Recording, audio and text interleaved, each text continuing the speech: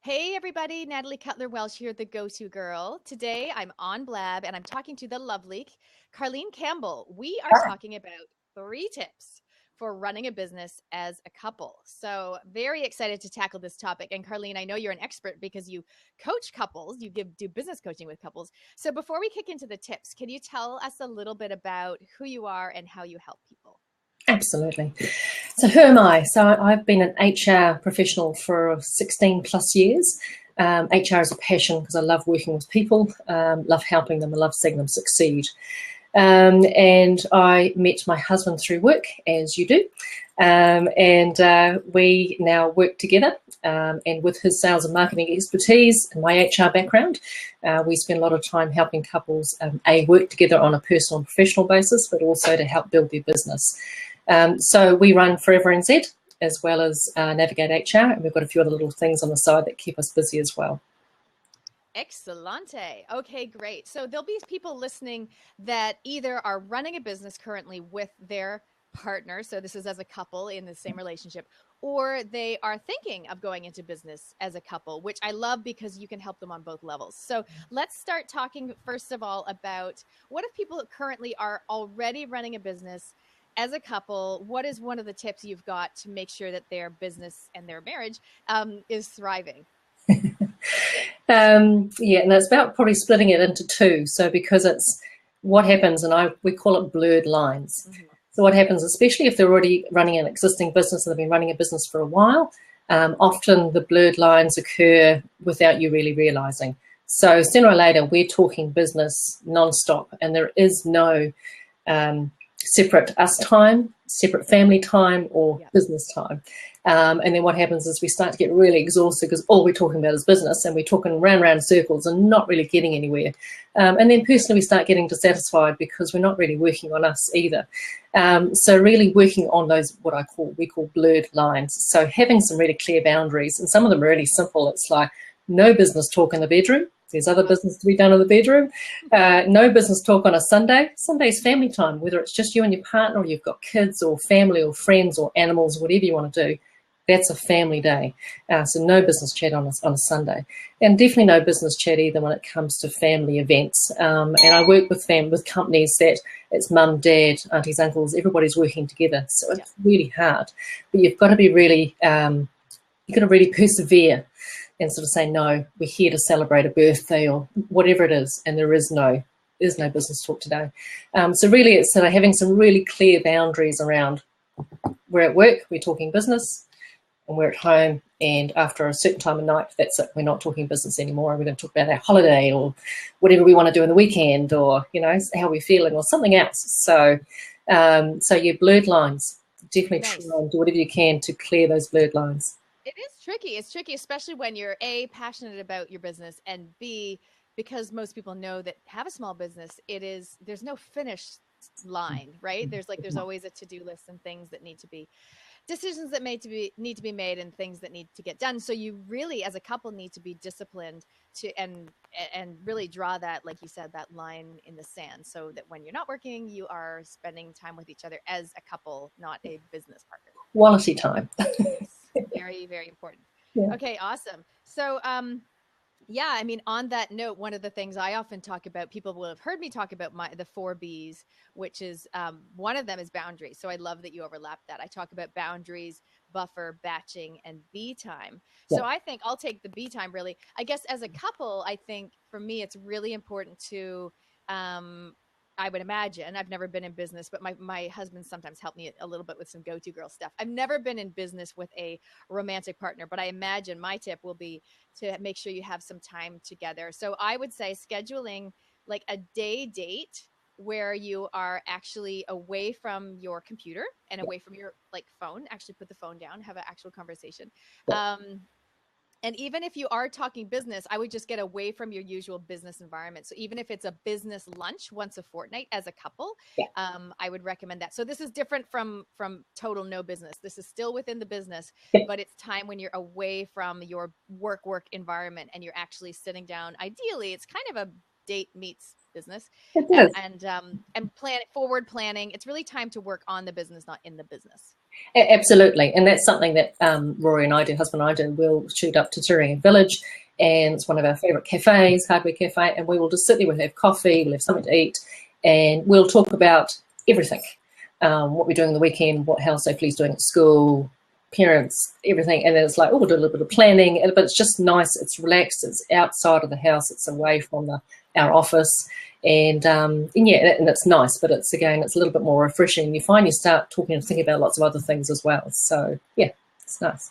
Nice. And I think the daytime is good because especially in the winter, you know, when you're trying to go out on a date at night, it's kind of like 8 o'clock or 8:30 by the time you get the kids to bed.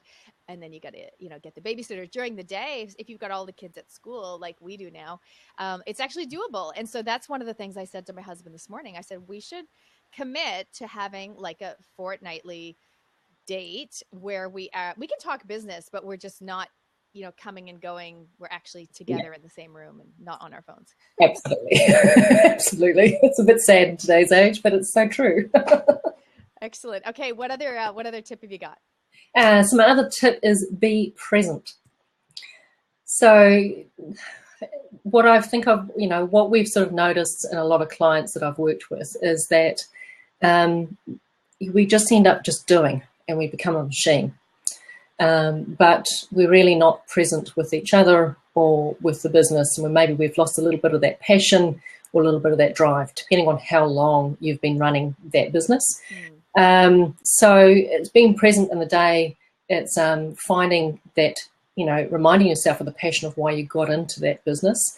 And if you find you're skewing, then sit down and actually plan a session with your partner, whoever it is, and go, right, we're going this way, and yet our vision was this. Yep. So, you know, really be present in how you're feeling, where the business is going, what your passion is, why you wanted to start working together and why you wanted to do what you're doing now. And try and revisit that. And even if you have that stuck on your wall somewhere and it's something that you keep reminding yourself.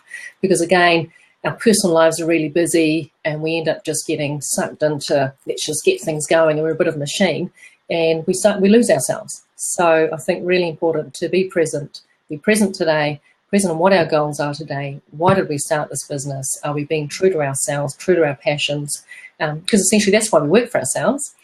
You know, yes, we can all say we want to be our own boss, but it's not always as easy as that. But often we work for ourselves because we're passionate about that. So that, I think that's really important. That's something that I think that we forget because we get caught up in everything else. Yeah, and that's totally something that those who don't even work with their partner, they're just running their business on their own, they can relate to that as well. I love it. So revisiting your vision. Yep. And you also talked about, you know, where passion meets purpose, almost, where just going back to why you're doing it and what you're trying to achieve, because I think that's really important, especially as a couple. You might have different goals in terms of why you went into this particular business and what you're trying to achieve. You'll hopefully even have individual goals as well as some common goals. Do you find that that's the case? Yeah, I mean, for most couples that we've worked with, and even couples that I've worked in the past with my HR hat on, they often have very similar goals. What happens then is it's more around the fact when other family members will get involved, and the vision starts to get a little bit skewed because everyone's got different points of view. And that's where, for my clients, they've then hired the likes of myself from an HR point of view, or hired myself and Rory from a business coaching point of view. And we're used as a bit of a sounding board, the voice of reason. We're not emotive, we're not a family member, and we try and sort of steer them back into, well, this was the shared vision to begin with. Yes, you can't sort of say, no, we're not interested in what the rest of the family's got to say. And again, it depends on the dynamics of your business. Yeah, I think it's, I just think it's really important. Yeah, that's so interesting, because often, let's say you had a couple and then the business grows, more family members get involved.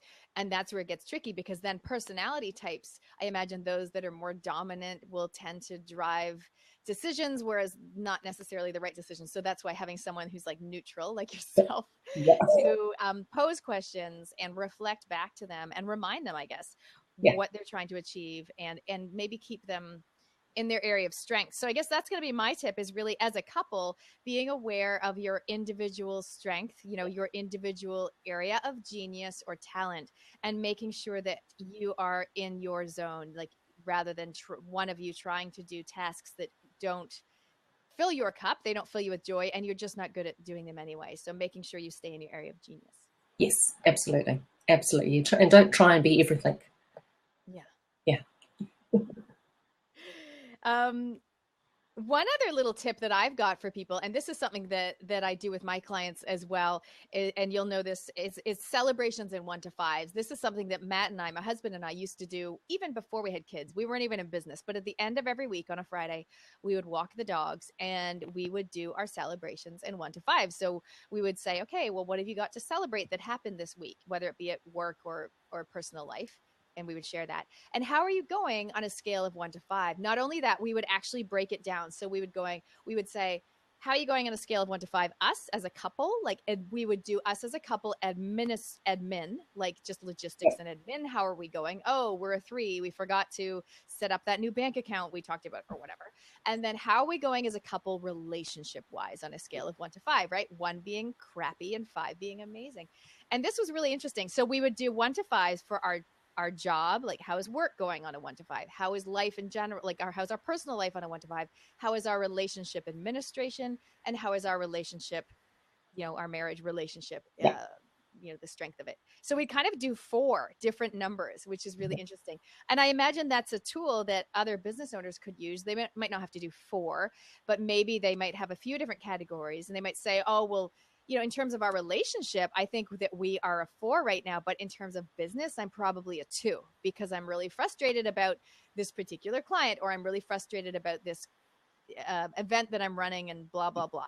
And so it really makes it, and numerically, it's an easy way for a couple to communicate with each other really quickly on how they're going, and then they can dive deep into the detail of it. But if you say I'm a 2, boom, all of a sudden your partner knows, okay, so they're not feeling so great. What can we do to bring them up to a 4 or a 5? Yeah, brilliant. And that leads beautifully into tip number 3, which is communication. Yes. And it is so simple, but again, it really feeds into all the other tips about being present and blurred lines. You know, and you can read all the books you like, Men versus Mars, you know, Venus and Mars, all those sort of books. And at the end of the day, you're not all really that great at communicating. So that 1 to 5 scale is really fantastic for someone who's probably wanting to just introduce that. For Rory and I, you know, we're really open right from day one. We separated couple come together, bringing a young family together. So we were very clear and upfront right from day one, and we've continued that. And I think it's really important, because that's how we've been successful in what we're doing, and we support each other. Everybody's going to have a down day. You're going to feel shitty. Things aren't going to go right. You're going to do something that doesn't work. But a lot of people will hold that in because they feel their partner has got enough on their plate. Yeah. The thing is they're probably suddenly worried about you. So it's, again, if you're making a date, then also make a date to actually sit and just go, right. And if that is every Friday or something, it's a little bit of a debrief for the week that's been, you know, okay, listen, we've had a great week. Let's celebrate. Let's achieve, da-da-da. What are we going to do next week? Okay, that didn't quite work well. How are you feeling about that? It's really having to open up to each other. And I find a lot of couples, there's a lot of assumptions made. And essentially, it's not just a couple thing, that's in business. So the clear thing is don't assume anything. I might have a smile on my face, but inside I'm going, shit, you know, I've made a big mistake and I need to tell you, or something hasn't gone the way we planned. You know, or I've got other personal stuff happening that I haven't sat and spoken to you about. So, you know, really communication is really key, and that would be number 1. And if you can be really open and honest with each other and say, I don't like that, or, you know, I don't like your idea because of ABC, or I'd like to do this, or whatever, and it's open communication. And that will feed through to the rest of your relationship as well. So not only will you become a little bit more happier in your personal life, but business will become a lot easier as well, because you're sharing everything. You're sharing the load, you know, and that's why you're together because, you know, for my husband and I, we're soulmates. We share everything. We share the load. I can go through the contract the next day feeling a lot better because I've just gone, and he's helped me see a clear path. and we can sort of move forward. So communication is just so key to find more joy in your own life as well as work, which then ultimately means that you're going to become more profitable because the energy is there, and the vision is there, and you can just move forward. It's interesting. So you talked about words communication. You touched on body language. The other thing I want to mention is also tools, because as a couple, I think living in the same home, it's really tempting to have conversations, but then nothing gets written down. So do you have any tools or techniques that you guys use or that you recommend your clients use to either document or just keep track of plans and conversations? Yeah, absolutely. So for me, I'm very probably old school, and I love my diary. So I live and breathe by my diary. But I've also got another book which says, you can't get much done in life if you only work on the days when you feel good. Because I have days where I don't feel that great. So, I know I need to lean on my man a lot more than what I would other days. And it's also called Get Shit Done, because it's like, there's a lot of stuff that we talk about. So this is in every bag that I take. We'll go and have a coffee. I'll read this. We'll be talking about loads of things. We'll go, oh, that's a great idea. We'll write that down. We'll have a little bit of a planning session. Who's going to do what? Use this. And if it's going to take us a while to do that, we've got a whiteboard in our office. Nice. So it really depends on what style you've got. I'm a very visual person, so it needs to be written down there for me. And I need lots of colour.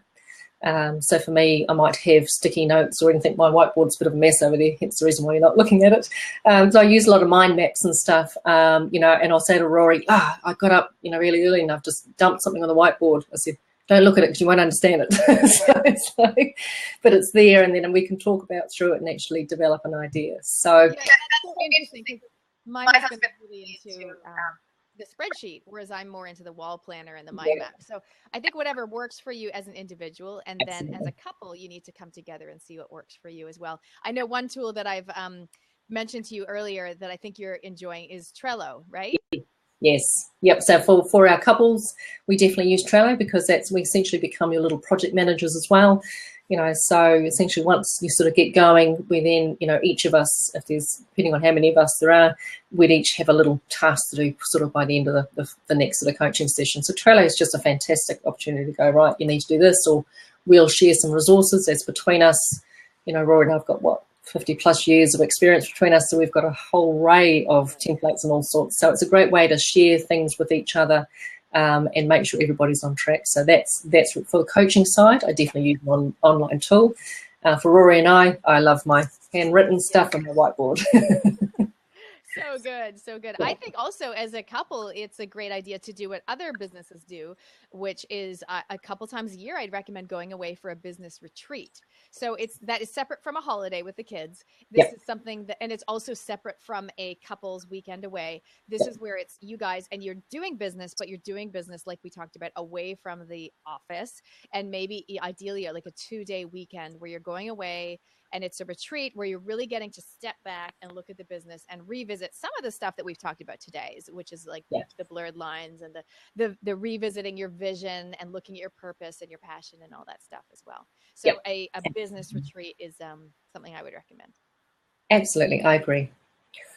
Ruby. All right. Now we've got Trish and Karen here live with us. Girls, if either of you want to jump on and call in, you can come in and ask us a question about running a business as a couple, or you can share any of your tips that you've got that might be follow on from some of the things that we've mentioned. Today we talked about, for those of you that are just joining, we talked about 3 tips for running a business as a couple. So this is something Carlene is an expert in, because her and her husband, not only do they run 2 businesses as a couple, but they also coach other couples who are running a business. I think that is such a unique niche to be in, and it's such a necessity. I mean, people that are running businesses, but they don't think about the fact that they're actually a couple and they need to nurture both of those things. Yeah. All right. So we'll see if Trish or Karen want to jump in. And otherwise, people who are listening can comment below and ask any questions or add their own tips, and we will come and engage in the conversation as well. Any final comments from you, Carlene? No, I think for those that are thinking of getting into business together, I think there's no time's the right time. You really, you just have to find the courage and bite the bullet. We've got some new clients that are right at the beginning, of just starting up. And that's really exciting. So to sort of help them now financially plan out to support themselves and get some goals so they can start earning a bit of income, and then show them how that income can grow over the next 12 months. So I think it's something that, if the passion is there, we're the people to come and have a chat to, bounce some ideas off, because again, we're not emotive, we're not involved. We're going to ask all the silly questions and challenge your thinking, and then go for it, like plan it. It's something you'll never regret, and if it fails, it fails. It means you need to try and do something else or tweak it. But it's one of those things I think something you will regret later in life if you didn't give it a go. Yeah. And that's, and so that, and that's, for something for us, that's why Rory and I wanted to do that. And I think you've got to look at your own personal goals. For Rory and I, we want to become time rich. So time rich, we want to spend more time together doing some of the things that we love doing, which is spending time with friends and family and traveling. So, one of the key reasons why we've started the Forever NZ, which is the health and vitality products, that's a business that will grow and will grow with us, and the income will grow with us and support us. And the business coaching, because we love it. We've got so much to offer, and we can do that wherever we are in the world, thanks to technology.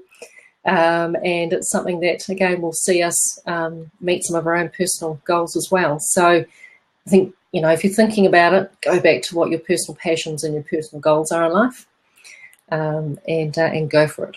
So I know you've got an exciting trip coming up. Where are you heading to? Yes, we're going to Europe. So I'm a little bit jealous of myself, actually. So we're going, Prague has been on my bucket list for quite some time, and I've been traveling on and off since I was 19 and never made it Prague.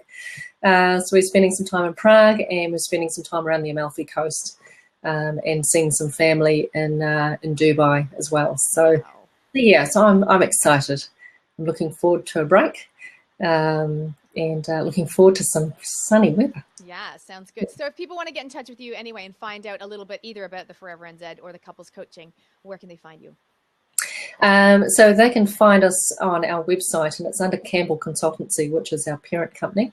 So www.campbellconsultancy.com. Or join us on our Facebook page, and that's facebook.com/Forever NZ Rorcar, which is capital RORCAR, Rory and Carly. Or you can just ask me and I'll put you in touch with Carly. There you go. I'll CC you in an email. So thanks everybody for watching this blab. You can check out more amazing blabs and podcasts. In fact, you can check out 100 podcasts on the GoToGirl website, gotogirlsocialmedia.com. Thanks for listening, guys. Wonderful. Thanks, guys. See you later. See ya. Okay.